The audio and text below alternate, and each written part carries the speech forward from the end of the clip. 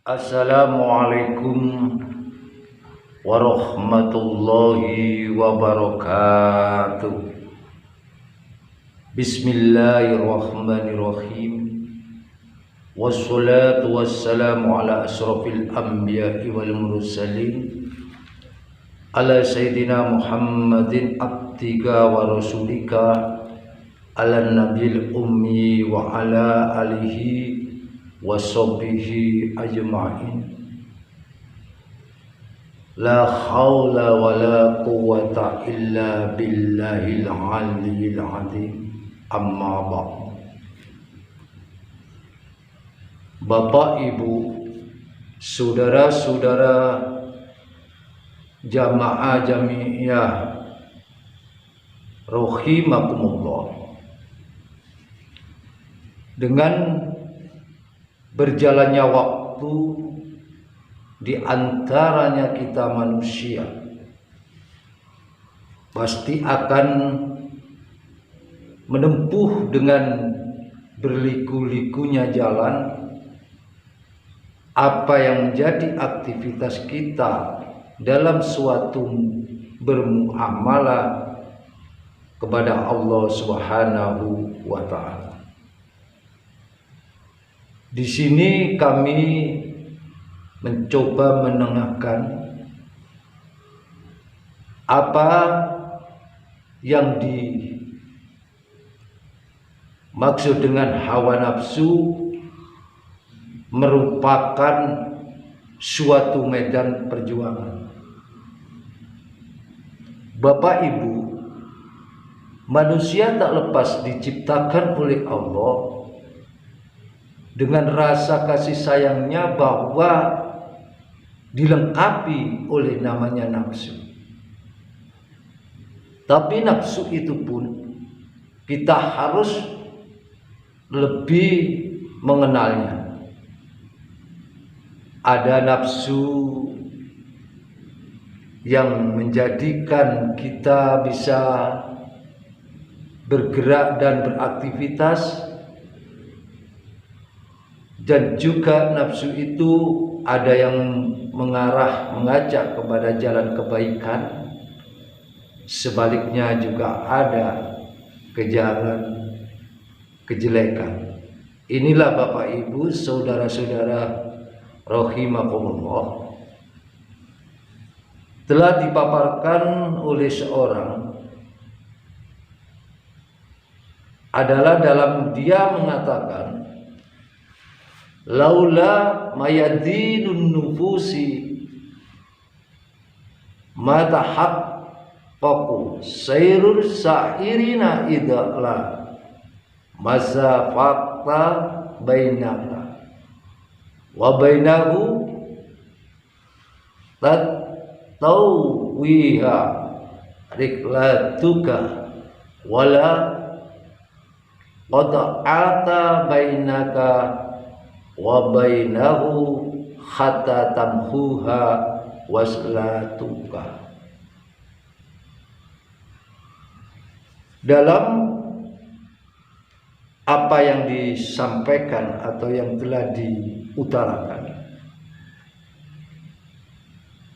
laula mayadinun nufusi, andaikan tidak ada medan perjuangan melawan hawa nafsu, pasti tidak dapat terbukti perjalanan orang yang menuju kepada Allah. Sebab memang tidak ada jarak antara kita dengan Allah Subhanahu wa ta'ala untuk yang dijalani atau yang kita tempuh dengan suatu kendaraan, dan juga tidak pernah putus antara kita dengan Allah sehingga dapat disambung oleh hubungan kita kepada Allah. Inilah Bapak Ibu yang bisa kita tengahkan di saat ini. Marilah kita sama-sama mentafakuri, mencoba kita menggali dari keterangan tadi sebagai hikayat dari seorang yang mana telah mengatakan, kalau kita berjalan menuju kepada Allah, ialah memutuskan segala rintangan syahwat. Apakah syahwat itu? Yaitu hawa nafsu. Dan kalau ada kebiasaan yang menghambat di antara kita, nafsu itu sendiri, mungkin, tidak mungkin, dan mungkin,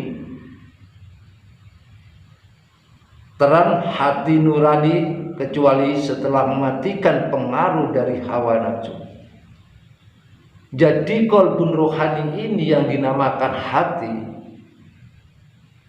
bisa terlihat nur atau ada cahayanya yang terang manakala mau untuk berjuang melawan hawa nafsu yang ada di diri kita.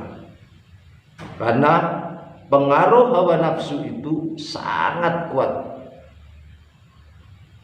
Jadi nafsu itu kadangkala menyuruh kepada kita ke jalan yang baik dan buruk. Maka nikmat yang terbesar ialah bila telah dapat bebas dari pengaruh tipu daya hawa nafsu bagi kita semua, barulah di situ kita akan mengerti, memahami jalan-jalan atau torekot kita, menerjemahkan di dalam kehidupan ini. Sebab apa?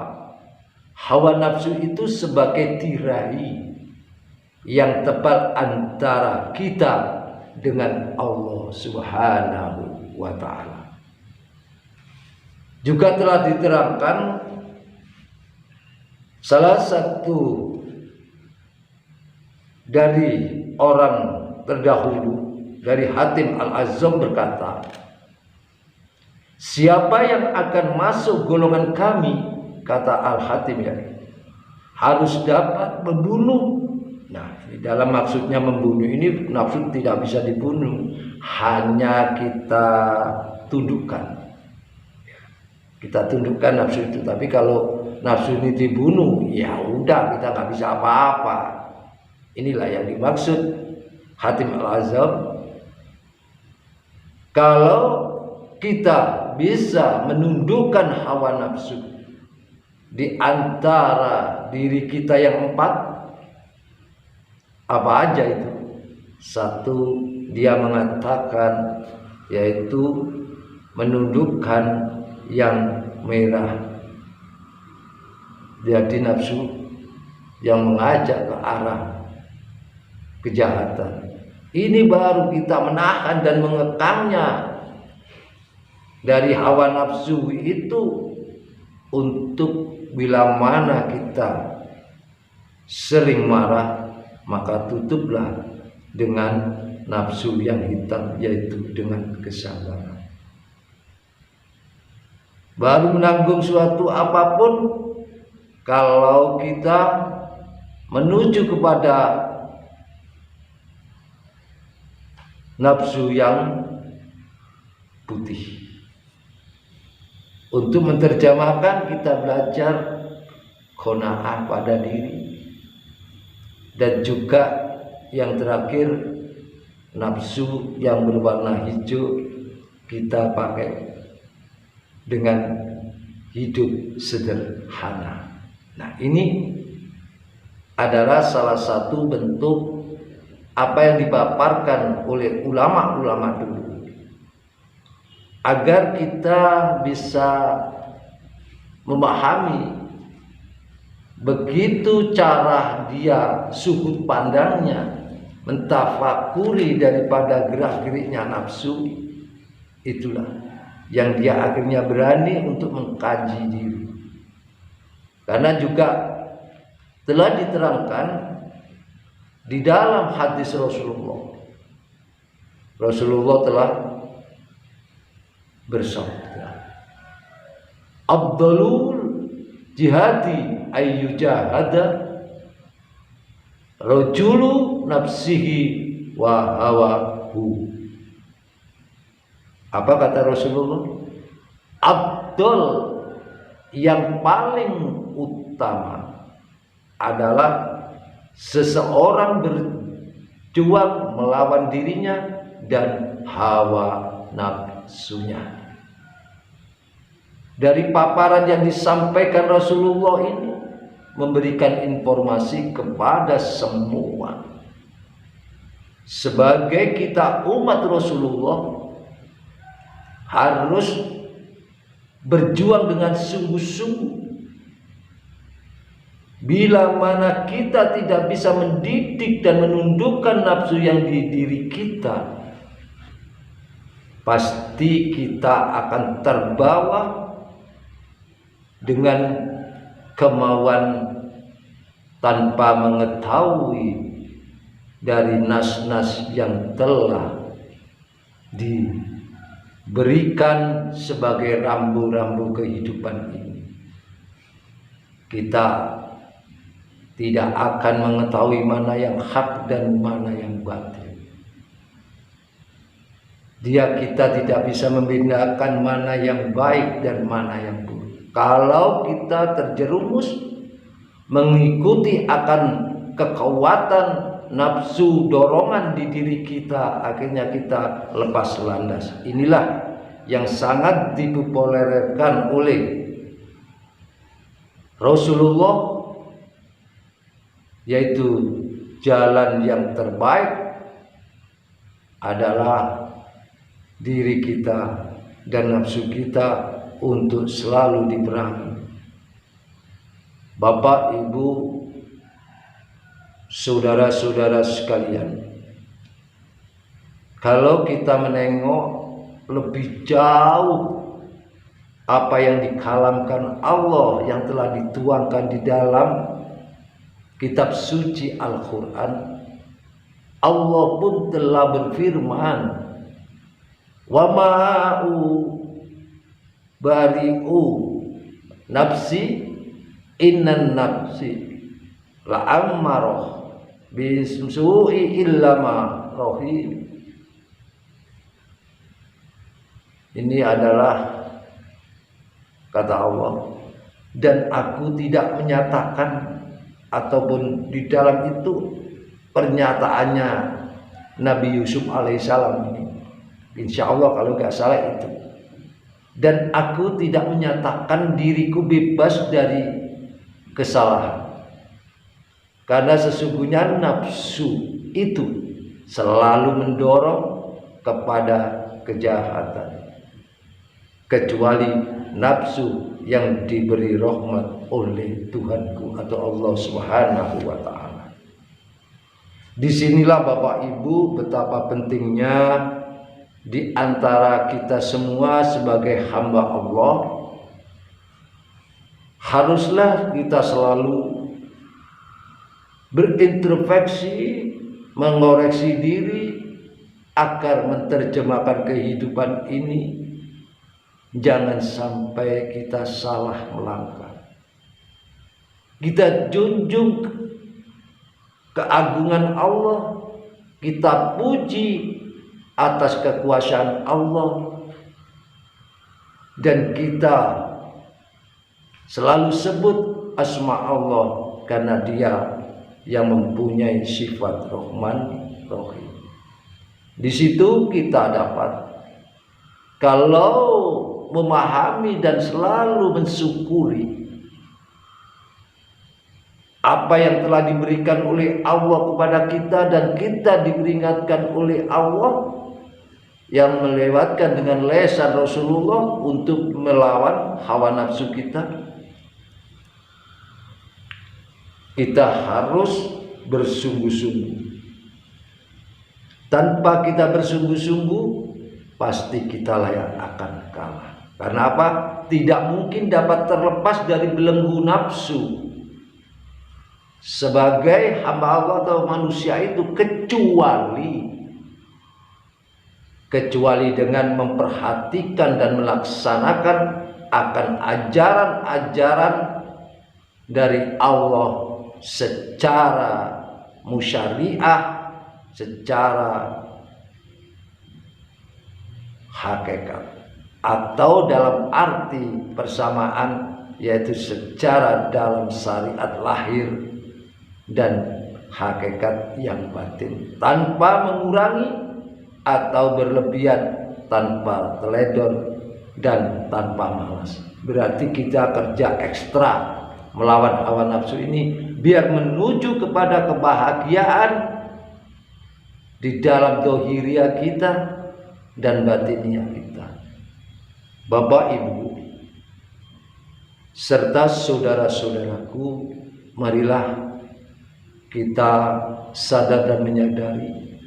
Coba kita tengok kepada diri kita masing-masing. Betapa Allah menciptakan kita yang telah diamanatkan kepada kita secara dohiriah atau batiniah.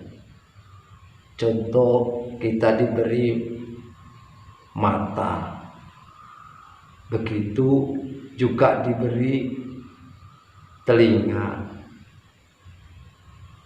Akhirnya kita bisa melihat, kita bisa mendengar. Dan kaki, tangan, semua yang dohiriah secara basariah ini adalah amanah. Maka wajib kita untuk menerapkan dan menjalankan apa yang diperintahkan Allah. Ya, sepatutnya kita harus menjaga bagaimana dari yang dohiriah ini. Dan itu pun selalu kita bermujahadah menekan dari indera-indera kita yang dihinggapi oleh hawa nafsu. Karena hawa nafsu pada hakikatnya di diri kita adalah dominan, menjadi tunggangannya si lawan kita, yaitu syaitan. Dan inilah yang wajibnya kita menjaga kinerjanya daripada yang dohiriah ini harus kita jaga. Bagaimana bisa menjaganya yang dohiriah ini? Ya, kita harus mengenal yang dalam, yang latifah. Di situ ada akal. Yang akal berfungsi, bertugas mengeluarkan suatu pikiran. Akhirnya kita bisa bertafakur. Lantas di situ kita diberikan namanya hati. Di hati kita masih diberikan namanya rasa. Nah, pertimbangkan tiga ini. Dan yang keempat adalah nafsu yang sebagai untuk pelaksana. Ini harus kita. Kalau kita yang batiniah, yang ada di diri kita adalah kita telah memakrifati, insya Allah cara pola pikir kita, Bapak Ibu, pasti sehat, ya, positif. Nggak mungkin akan punya pikiran yang kotor kalau kita tahu itu adalah yang diciptakan Allah untuk kita. Betapa kita malu dengan sifat Rahman Rahim. Allah melengkapi diri kita secara zahir dan batin. Akhirnya kita bisa berpikir yang positif. Ini dalam pikiran kita. Baru hati. Hati pun begitu, bisa mendapatkan nur, bisa terang hati kita. Juga kita harus menghilangkan semua yang menutupi di hati, sifat-sifat yang tidak menjadikan ridho Allah. Pembuktian di dalam rasa kita ini sebagai jalan bukti bahwa kita bagaimana melakukan hal segala apapun. Tolong, maaf ibu bapak saudara-saudaraku, kembalikanlah kepada rasa yang diamanatkan oleh Allah di dalam diri kita ini. Seandainya bapak ibu atau kita semua telah menggunjing seseorang, mungkinkah kalau kita digunjing oleh seorang terima? Nah, ini kembalikan kepada diri kita. Makanya yang dimaksud Rasulullah, kita diberikan dengan ciptaan yang sempurna secara lahir dan batin. Jangan sampai kita apa yang dituangkan di dalam Al-Quran, tsumma radatnahu asfala safilin, kita jatuh ke tempat yang paling rendah. Apa itu yang paling rendah? Yaitu kita mengikuti dorongan keinginan kuatnya hawa nafsu. Disinilah Bapak Ibu, saudara-saudaraku yang dimuliakan Allah, marilah kita saling mengintrospeksi diri agar dalam perjalanan mengarungi kehidupan ini bermuamalah beribadah kepada Allah dengan benar-benar secara lahir dan batin, kita menjaga dari kejahatan yang zahir ini dan kejahatan yang batin ini. Kita menjaga dari kejelekan perbuatan yang zahir ini, juga kita menghilangkan kejelekan keburukan yang ada di hati ini. Kita kembali dengan rasa kita, karena ada rasa inilah bila kita mengenal, kita bisa menerjemahkan lewat rasa kita. Insya Allah kita akan tertuntun, akan mendapatkan bimbingan oleh Allah Subhanahu wa Ta'ala, akan dituntun kepada jalannya. Inilah Bapak Ibu, kita tetap berjuang, tetap bermujahadah, dan selalu riyadhah melatih akan indera-indera kita, dan juga kita harus mendidik dari nafsu-nafsu kita yang jelek supaya kita menuju kepada jalan ridho Allah Subhanahu wa Ta'ala. Demikian Bapak Ibu yang saya sampaikan dari Bageng. Mungkin ada kurang lebihnya, bila mana ini benar adalah datangnya dari Allah, kalau salah adalah masih kotornya, doibnya diri Bageng pribadi. Kami selalu mengharap atas Bapak Ibu saudara-saudaraku yang hadir, mungkin juga yang di luar, selalu memberikan saran dan masukan kepada Bageng. Pada hakikatnya adalah Bageng tidak mempunyai kepandaian sedikit pun ataupun ilmu sedikit pun, semua itu mutlak milik Allah. Demikian Bapak Ibu, ada kurang lebihnya kami mohon maaf, beribu maaf yang sebanyak-banyaknya. Akhiru kalam, ihdinas siratal mustaqim, wabila taufiq wal hidayah. Wassalamualaikum warahmatullahi wabarakatuh.